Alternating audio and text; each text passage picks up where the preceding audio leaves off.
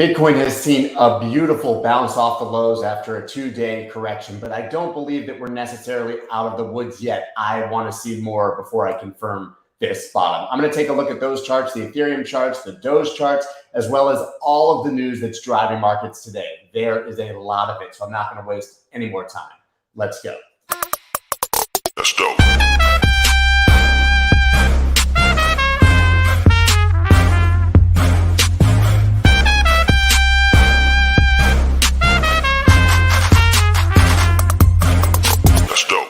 What is up, everybody? I'm Scott Melker, also known as the Wolf of All Streets. Before we get started, please subscribe to the channel and use your pinky finger, but backwards, to tap the like button right down below. As you know, if you subscribe to the channel and hit the link in the description down below, you can enter the contest to win $5,000 of my money. Y'all should do that. Go sign up right now. I've got plenty going on also down in the description. You should check out my newsletter. Today's issue was free. You can go down, sign up for free, read it for free. That also is down in the description. I do that every 2 weeks, a free version. The normal version is $15 a month simply, which won't even buy you a cup of coffee in 3 years at this rate of inflation. And that comes out 5 days a week. But guys, as we get started here, I want to ask you a favor.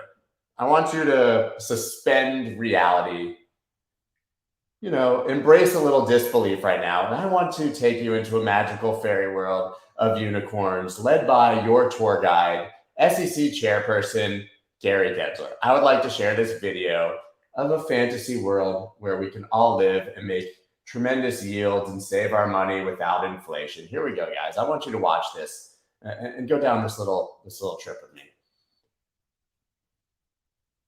Some of you might be starting off your freshman year of college. Others might be entering your final year. I bet that most of you are thinking about money in one way or another. Should I join a meal plan or buy groceries? Should I make coffee at home or hit up the coffee shop? I want to take it beyond those topics about your expenses. What I want to talk about is savings. Start saving early and save often. I know it sounds a little odd, you're still in college, but just for a moment, if you were to save $5 a week and you earned maybe 8%, starting off while you're at college, you may have $130,000 plus saved by the time of retirement at 65. Just for $5 a week. But if instead you waited until, let's say, you're 40 years old to start saving, to get to the same numbers, you'd need about $30 a week. So start early. Yeah. Save often. And if I may, one other thing, maybe go to office hours. Also, if you wish, follow along with Office Hours with Gary, a series we have on the SEC site where I try to break down all sorts of topics related to the securities markets. Yeah. Again, best of luck with the school year. Whatever, dude. I'm cutting him off. Yes, I realize there's an echo. I am in a different office. And also, I realized at that moment that my mic was not on. You were hearing me from my laptop speakers over here. So hopefully you are getting less of an echo now. But guys, first of all, go to office hours. Oh, come to Gary's office hours. I'm Gary. I'm so welcoming. I'm Gary. I know how it is. It's like Steve Buscemi, you know, the meme of Steve Buscemi with the skateboard and the hat. Hey, kids, right? But yeah, let's suspend belief right here. Where can a college student on this planet earn 8% a year yield in a savings account? Is this magic bank account right next to the magic money printer that gives us new money out of thin air? Where does he believe that we can get 8% yield? Well, I'll tell you where. I don't know, BlockFi, Voyager, Celsius, Nexo, any of the crypto platforms that he's trying to protect consumers against while telling them that in this fictitious world, they can gain 8% yield a year in a savings account. Oh, and by the way, by the time you retire, you'll have $135,000, which will buy you 3 cups of coffee and a stale donut from yesterday. That's what $135,000 is going to buy you by the time that you retire. It's so absurd. I can't believe they're making videos like this. I mean, he's right. You should invest early and often. That's correct. The problem is you need to do it in Bitcoin. You can't do it in dollars. He should have said, go buy stocks, go buy Bitcoin, Go buy literally anything, but do not save your money in gold. But obviously, that is not the message that they're sharing. Let's dig into the news right now, and then we'll go into the charts as well. But holy God, what is he smoking? First, crypto markets soar after Fed commits to printing and Evergrande plans to pay its debts. The crypto market staged a roaring comeback after Evergrande makes a deal to pay its debts, and the Fed signals a continuation of its current monetary policy. This is the glass half full approach. I'll get in the glass half empty as well. Yes, the Fed said that they will continue to print for now. Yes, that likely had something to do with the bounce. Yes, China is going to do a little bit of stimulus and going to break up Evergrande's debts a bit and make sure that they get paid in theory. Now we're seeing a little bit less fear and greed, and things are turning green, as you can see here. But the real story here is not necessarily that. There were technical reasons. We know that leverage was a huge part of the crypto dip, and this wasn't necessarily just a reaction to these pieces of news right here. But honestly, you could take the flip side, the glass half empty approach, and say Powell says Fed taper could start soon and end around mid-2020. Said they'll start considering it as soon as the next meeting, which is the beginning of November. That would mean that we could, listen, I think the last taper took over 10 months in 2014. This is a very slow process, but we could see rate hikes in 2022, which would be an indication, I don't know, that the economy is actually recovering as opposed to just seeing stocks go up for no reason. Right. And so we're going to see what happens. But if they start doing this as soon as November, that would be a somewhat a slowdown. It will never be an end, a slowdown to the money printing. And that would be theoretically bad for these other assets. So we have sort of the view from Cointelegraph here saying that crypto markets are bouncing because of the news. But a lot of people are saying, hey, they're going to start tapering very soon. And we could see interest rates slowly start to rise. But in China pumped 17 billion into system amid Evergrande concerns. Billion, dude. I don't even get out of bed. I don't even get out of bed for less than $1 trillion. What are you guys doing? Printing money for ants? Okay, but regardless, it's interesting to see that China is willing to inject some money into the economy. This is their biggest purchase in quite a while, and we know that now China is going to make moves to support Evergrande and make sure that we don't see systemic collapse. That's generally good news for markets, which were rocked by this news in the first place. But let's actually take a look at the Bitcoin chart and see what effect it might possibly be having. Now, listen, as I said in the intro, this is a beautiful bounce, right? This is the weekly chart. We were sitting here yesterday, and I was saying, man, we want to see the weekly close over above 42,000. On Coinbase, it's $41,986, right? Bounce just above the 50 MA, which we saw tested down here. So it's very encouraging to see this kind of price action for now, but we still need to see it close above that level on the weekly, in my opinion, right? So we're not out of the woods yet. Yesterday's candle, absolutely beautiful. Not technically bullish engulfing because it opened higher than this, but fully closing above the entire dump the day before on decreased volume. But that's okay in this case, potentially, because this is kind of bottoming volume, a selling climax, as you would say. So you always see the highest volume on that last candle down, if that is the last candle down the bottom. So this is good. And we have the retest of this range. That's also good. That's also very good. But what I'm concerned about, obviously, is if we continue to see decreasing volume on the rise. So for me, I want to see this blue line broken. That would really be the signal to me that we're out of this correction right now. But digging in more, I'll show you some other signals that could show us that we're not quite out of the woods yet. I'm not trying to instill fear. It's a beautiful bounce. I'm happy about it. I think we absolutely are likely to continue up, but I don't want people to FOMO in right now just because we've seen a bounce. Looking at the B bands, when you've seen them tightening like this, which we've seen many times before, getting very tight, they expand and you get volatility, right? Obviously, you want that expansion to be when you're on top of the center of these bands, like right here, you're on top of the center. See that center line, the blue line? Here you're on top, here you're below, and this is what happens, right? Well, this time we're expanding and we're below. So we're below resistance. And generally, when you get the volatility and expansion, as you can see, you kind of get out ahead of your skis, but continue in that direction. Get out below the line, bounce a little bit down below. This looks more like the drop in April than it does like the rise at this point in July or December. That does not, it is a very small sample size, does not mean it will happen, but we have the bands expanding, which means more volatility, and we're at the bottom of the bands. So naturally, the assumption would be that that continues down. I'm not really looking for that to happen. I think what we just saw was a reaction to all this news and someone taking advantage of it for a leverage cascade as usual, but always good to have your eyes on both sides and be aware. And this is a lesson that I talk about all the time. I've been talking about this for ages. It's something I actually learned from my mentor, Chris Inks, Texas West Capital. You can read about him in the description too. But yes, he taught me a lot about trading over the years. But something that he taught me, when you see a huge drop or rise, you generally expect a 50% bounce no matter what. Having nothing to do with it being a reversal, having nothing to do with anything. It's just a reactionary bounce. So we had this drop from 48,834 down to 39,573, right? And where did this bounce end? It really almost does, right around the 50, right? This is 44,203. It's gotten to 44,400. That doesn't mean it won't go higher. It just means right now what we technically have is a reactionary bounce. And that bounce happens because, well, we all know there were tons of people wanting to buy at 42, even more at 40, and a bunch who probably bidded right below that. So what you get here is you get filling all of those existing bids, which drives price back up. And at the same time, you have all the people who made tons of money shorting this, covering their shorts, taking profit. When you take profit on a short, you buy, right? It's a buy order. You're selling. And so you have to buy to close your position. That's why you generally get these big bounces. This is a beautiful bounce. It looks really good. Looks like a V shape. I love it. But I want to see further continuation up, and I want to see more volume. I would love to see today's candle eclipse the volume of yesterday. That would be really awesome. And coming down into the 4-hour chart, you can sort of see what I'm saying. We have this V-shaped reversal right now. We saw the stock market do that. This is a really good indication, but we did have this sort of, some call it a bear flag. I would call it an ascending channel. Either way, you had the bounce, and once again, we're back at the resistance at the bottom of that. So I have to say, I don't think we're out of the woods yet, but things are looking good. That's the best you can do. This is just not a price that I'm interested in heavily jumping back in, personally. Let's move on to Ethereum.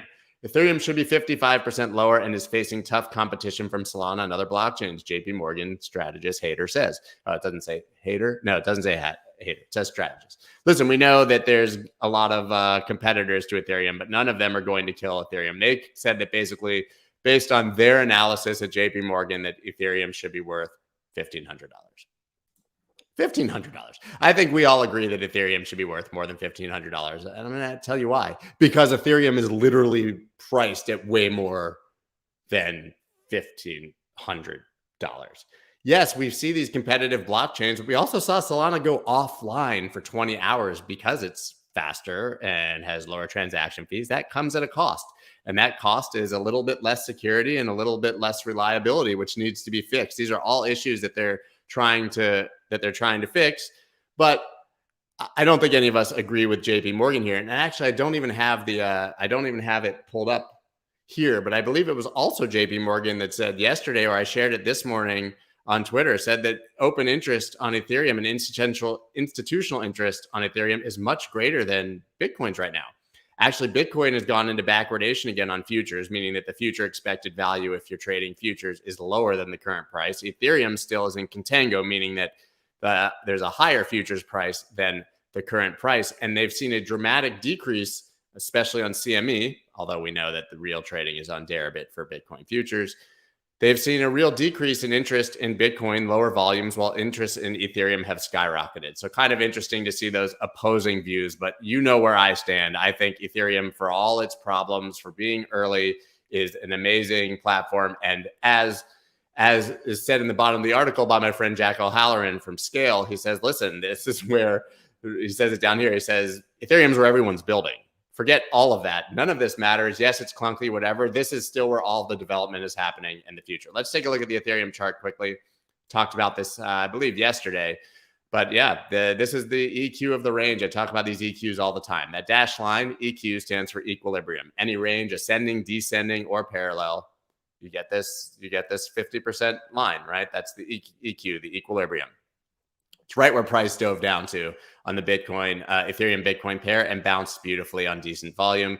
And now we're going to see what happens. But still, I've been talking about this since we were down here. You're still targeting the top of this 0.0824 or so because of the flip of the EQ of that range to support. Broke above it, flipped it to support, should still be heading up here. Ethereum on the USD pair, nothing much has changed since yesterday. Same as Bitcoin, right? It flipped this range. This was the range from May. We do not want to be trading back in that range. We were here for 3 months, flipped it to support all these times I talked about where it was testing as support and went up. Well, now we're back above. We want to see that hold to support. But ultimately, the safest trade here, like the one on Bitcoin I said, is to wait till you flip that and head up. You want to get out of this range. Moving on to more news. Bitcoin.org compromised fraudulent crypto giveaway advertised. Oh, the hackers and scammers make us look so bad, man. Bitcoin.org, an open source project supporting Bitcoin development, has been compromised by yet to be identified hackers. I think Bitcoin.org was actually purchased originally by Satoshi, if I'm not correct. So here's what happened. In the early hours on Thursday, Bitcoin.org greeted visitors with a pop-up window saying that the Bitcoin Foundation is giving back to the community, had a QR code, and they promised if you send some Bitcoin to this address, you'll get 2 times back. The age-old classic scam, send a rack, will send 2 back. Send a rack, will send 2 back. Man, they've been doing this forever. We saw the Twitter hack. My account was hacked back then last year, where we had Elon Musk and, well, maybe it was actually Kanye and Bill Gates and all these people tweeting out the same exact idea when someone hacked Twitter. Only $17,000 were sent, and I think some of those may have been sent by the actual hackers to make it look like it was real. People on Twitter, the amazing crypto community, found out about this really quickly and warned everyone, so it didn't actually happen. But still, it's so annoying that these are so prevalent and that we have to talk about them, because it gives regulators the fuel to their fire for regulating against crypto. Hate it. Biden to nominate crypto critic as top bank regulator. Report. Cornell University professor Saule Omarova has criticized cryptocurrencies in the past in a shocking development. The government doesn't like crypto and is going to put someone in office who doesn't like crypto. This is really annoying. We had the last head of the OCC, former acting comptroller, was Brian Brooks. Brian Brooks was awesome. He was awesome. And he actually pushed the envelope for crypto, saying that banks could test stable coins, saying that banks could custody Bitcoin. And then Brian Brooks obviously had a temporary stint as the CEO of Binance.us.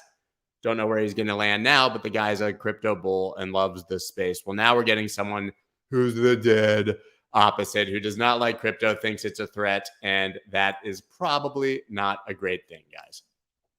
Mike Novogratz, Gary Gensler wants to be the sheriff of Cryptoville. I can just play you his clip. You can see what he had to say. Gary is smart. There's absolutely no doubt about it. He's smart. There's absolutely also no doubt about it that he wants to regulate crypto. Clear as can be. He wants to be the sheriff of Cryptoville. He's got an issue that, you know, crypto's a new industry and it doesn't necessarily fall directly in the purview of the SEC or the CFTC. When you can't decide what's a security, if it's not a security, does the SEC even regulate it?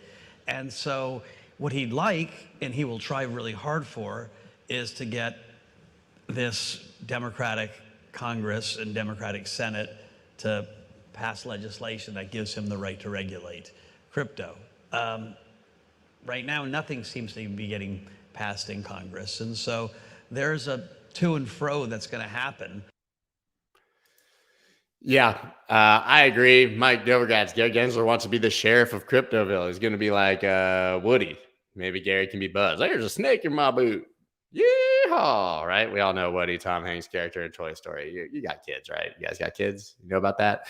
But anyways, yeah, I think that he's right here, and that it may not fully be in the purview of the SEC to regulate all of this. And that still is the big question. So we will be interesting to see if there's a push to Congress and the Senate to give him more clarity on his role in regulating these assets. But speaking of Giga Chad, Mike Novogratz, Invesco and Galaxy Digital team up to develop crypto ETF suites. Mike Novogratz, CEO and founder of Galaxy Digital. Invesco is absolutely, massively, megally, that's not even a wordly, huge.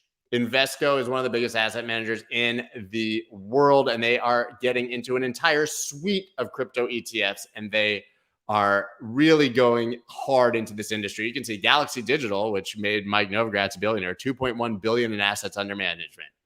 Invesco's ETF and index business has more than doubled its assets under management to $471 billion over the last 3 years. That's over 200 times the size of Galaxy Digital. This is going to put epic pressure on Gary Gensler and the SEC to really finally take a look at the ETF and approve one. This is big money. This is the kind of money that controls government that's coming in and wants to see the ETF. Let's move on to NFTs.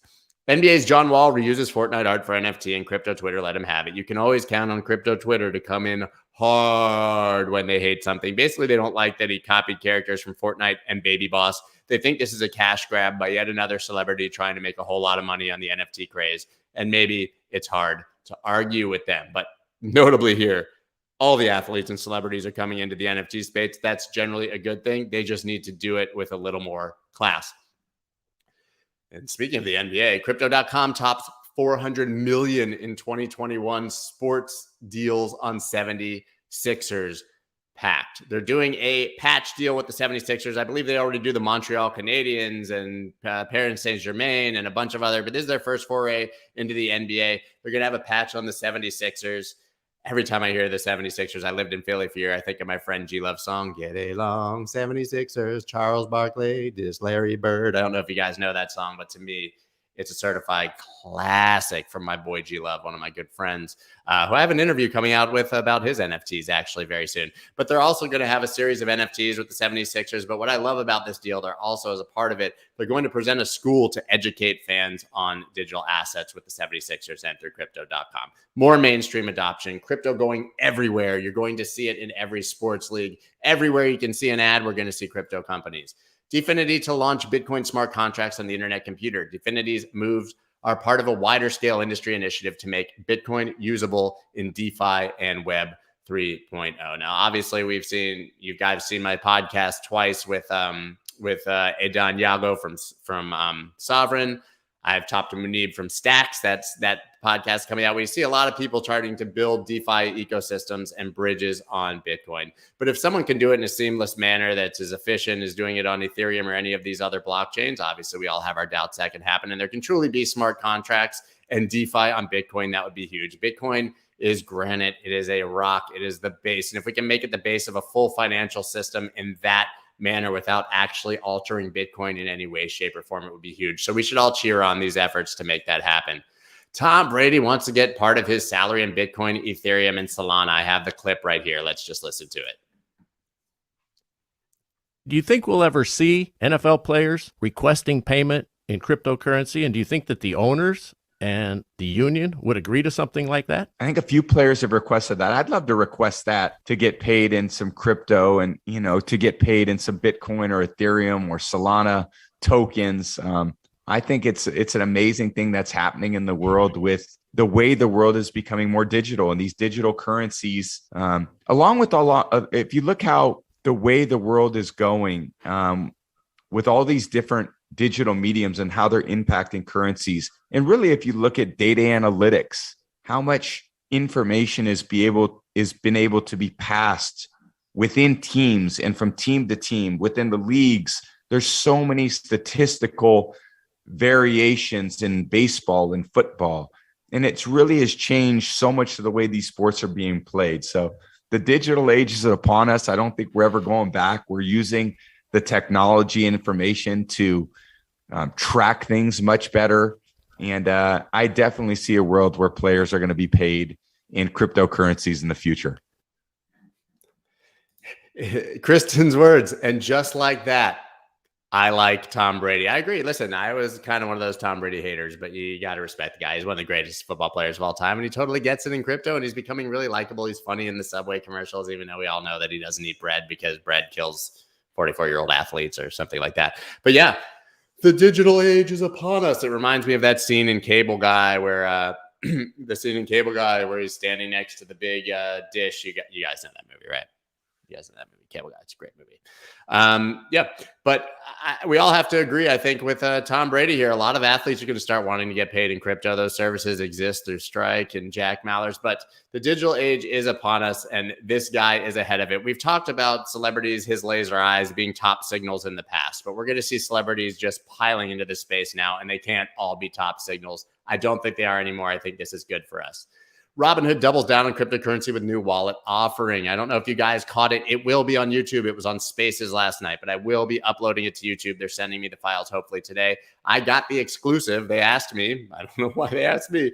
Robinhood came to me and said, will you interview Vlad Tenev, our CEO, tonight right after the news drops to discuss our plans for cryptocurrency wallet? huge that Robinhood's finally going to be allowing their customers to move their crypto on and off of the exchange and providing those services in hopefully a simple manner that the mainstream understands. PayPal doing something very similar. They announced a new app that includes crypto services or crypto capabilities. This is for them going to be an all-in-one app. A lot of kind of what we've seen in crypto before.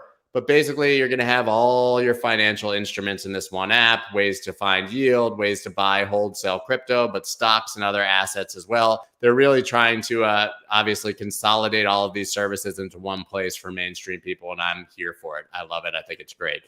Elon Musk says Dogecoin fees need to drop to be viable for purchases. Well, we all know that Elon Musk was back in the day working with Dogecoin developers when they didn't even exist to improve system transaction efficiency. But Billy Marcus, the co-creator of Doge, who's no longer working on the project, responded to the Musk tweet an agreement calling on developers to release a software update. He said if they go from 1.14.3 to 1.14.4, they can release lower fees. This was obviously in response to AMC movie theaters saying that they were going to accept Dogecoin. He said they need lower fees. But there's an actual push here to make Dogecoin a form of money. 2021. Feels like 2020. Let's look at the Dogecoin chart really quick. Like many altcoins, bounced directly off of support and out of demand on that move. But now we're going to need to see follow through on Doge. You want to see it above 23.31 here, ultimately breaking this blue line. But that would be your target if it breaks above. This was your trade, right? Buying demand on that knife if you had the balls to do it. And finally, Dapper Labs said to reach $7.6 billion valuation in $250 million funding round. I just talked the other day about SoRare, one platform raising $680 million and being worth what, $4.3 billion. Well, Dapper Labs, these are the guys behind the Flow blockchain, NBA Top Shop, casually doing a deal with Spain's top soccer league, La Liga, and raising $250 million for a $7.6 billion valuation. It's the same people. Andreessen Horowitz is behind every single one of these, but all of these guys are finding it so easy to raise money because there's so much money on the sidelines that wants to get into the crypto space. But this is yet another indication, proof that the big money is flowing heavily into the crypto space. This is an unstoppable movement. The big money is here. And whether that means the coins go up or down or what happens, blockchain technology and the platforms building it are absolutely here to stay. Guys, that is everything. I apologize for the echo. Earlier, I had my tech wrong, guys. It's a bit out of sorts. I have my tech wrong. Hope you guys enjoyed this today. Once again, I do have that giveaway. Subscribe to the channel, pretty please, and go down in the description. Hit that little link, enter the giveaway. Also, check out that free newsletter and be looking for that Robinhood interview if you missed it on Twitter Spaces last night. 'Twas pretty epic and truly an honor for me, guys. Thank you so much. I will be back tomorrow at this time at 9:30 and then again tomorrow afternoon for Bullish on Bitcoin at 1:30 p.m. EDT. Thank you, guys. Peace.